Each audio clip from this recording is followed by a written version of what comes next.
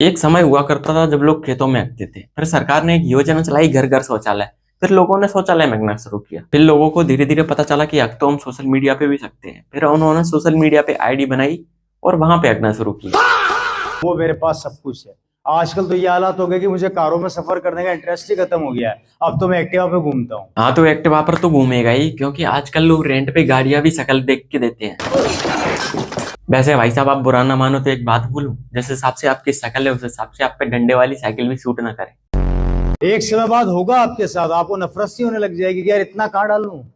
एक खत्म होता नहीं, दूसरा बोलता आ रहा हूँ आ रहा हूँ आ रहा हूँ। ये किस्तों की बात हो रही है भाई। मजाक से हटके जिस हिसाब से भाई साहब की स्क्रिप्ट है ना, मुकेश अंबानी पे अफोर्ड नहीं कर सकते। 5 मंजिला मेरी बिल्डिंग है, मेन रोड के ऊपर, काफी अच्छी लोकेशन के ऊपर है। उस रोड के ऊपर मेरे पास ज्यादा नहीं, मात्र 30 से 35 करोड़ की प्रॉपर्टी मात्र एक रोड के ऊपर ही है। 5 मंजिला भाई की बिल्डिंग है रोड के ऊपर। भाई साहब बहुत तरक्की पर हैं, 1-2 साल में भारत भी खरीद लेंगे। लवणे न भोजन। पैसा खत्म होता नहीं है, उससे पहले दूसरा आ जाता है। गलती से किसी ने मुझे बोल दिया था अभी थोड़े दिनों पहले कि भैया तुम बड़े बड़ी बातें करते हो, तुम्हारे पास कार है तो कुछ है ही नहीं। और बस उसने दुखती रख पे हाथ रख दिया, मेरा हुआ दिमाग खराब। सीधा शोरूम में गया, एक कार और उठा के ले आया। बाहर खड़ी है, देख कर जाना। इस कार को मेरे को तोड़ना है। चला के जब से लाया हूं तब से रुकी नहीं है अभी तक। चाहे वो 800 किलोमीटर हो, चाहे 1000 किलोमीटर हो, मैंने इसमें घर बना लिया अपना दूसरा। ज्यादा महंगी गाड़ी नहीं है, सस्ती गाड़ी है। बाहर खड़ी है BMW X5 टॉप मॉडल, मात्र 1.5 करोड़ की कार है, ज्यादा महंगी नहीं। भाई साहब एक ही कोट पैंट में 1000 झूठ बोल देते हैं। भाई साहब पे 35 करोड़ की प्रॉपर्टी है, 1.5 करोड़ की गाड़ी है। भाई साहब ने हॉल बुक किया है विदाउट पंखे विदाउट AC वाला। भाई साहब वो सब तो ठीक है, तुम्हारे पूरे राइजिंग स्टार तो नीचे बैठे हैं, कुर्सी तो अफोर्ड कर लेते। क्योंकि भाई साहब खुद जानते हैं रहना जमीन पे ही है। पूरे अंबानी परिवार में डर का माहौल है। तो दोस्तों हमारे इंडियन लोग जो है ना, कई लोग सोशल मीडिया के माध्यम से कमेंट करते हैं, ना तो इनको सैलरी आती है ना शर्म आती है। लो बताओ कोई कह सकता है ये गलत कमेंट है? मैं बताऊं सैलरी कितनी आती है?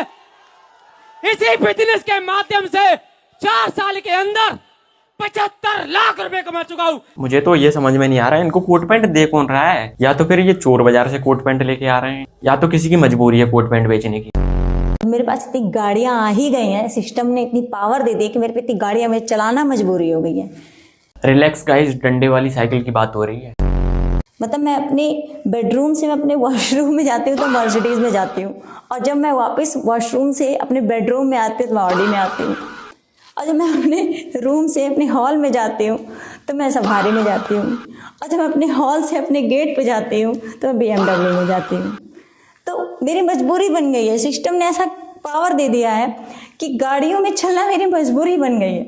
दीदी एक दिन टाइम निकाल कर अपना इंस्टाग्राम अकाउंट डिलीट क्यों नहीं कर देती? बिजनेस मेरे पास आया, मैंने किया, आज मेरे पास सब कुछ है, गाड़ी, बंगला, बैंक बैलेंस, पैसा। एक सिगरेट को 4 लोगों के साथ शेयर करने के बाद मेरा दोस्त। मेरे पास कोई कमी नहीं है, मेरी कॉलोनी के सबसे बड़े बंगले मेरे हैं। बंगला नहीं बोल रहा।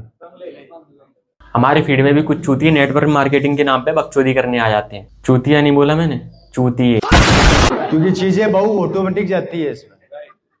आप तो एक वचन से चालू करते हो, पर यह आपको ऑटोमेटिक बहुवचन कर देता है। गाड़ियां, खूब लग्जरी लाइफ हो गई।